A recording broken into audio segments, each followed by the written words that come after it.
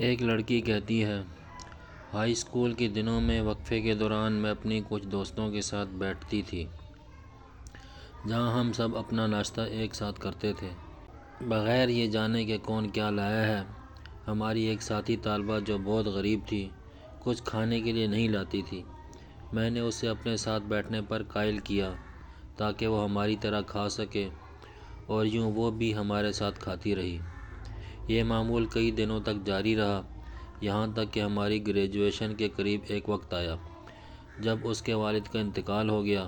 اس کے بعد اس کی حالت اچانک بدل گئی۔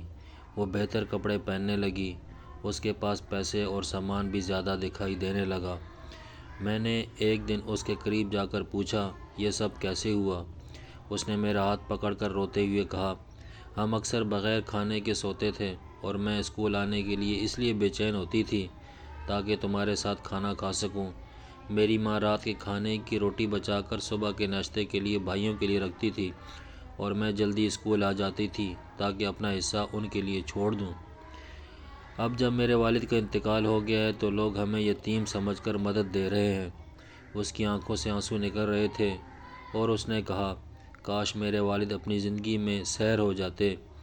یہ جملہ اس کے دل کی دکھ کو واضح کرتا تھا۔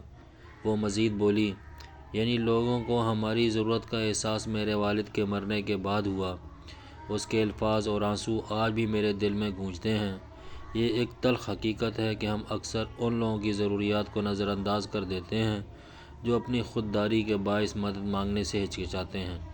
آئیے ہم ان مستحق اور عفیف خاندانوں کی خبرگیری کریں، کیونکہ ان کی زندگیوں میں وہ دکھ اور تکلیف موجود ہے جس کا شور صرف اللہ کے دربار میں گونجتا ہے۔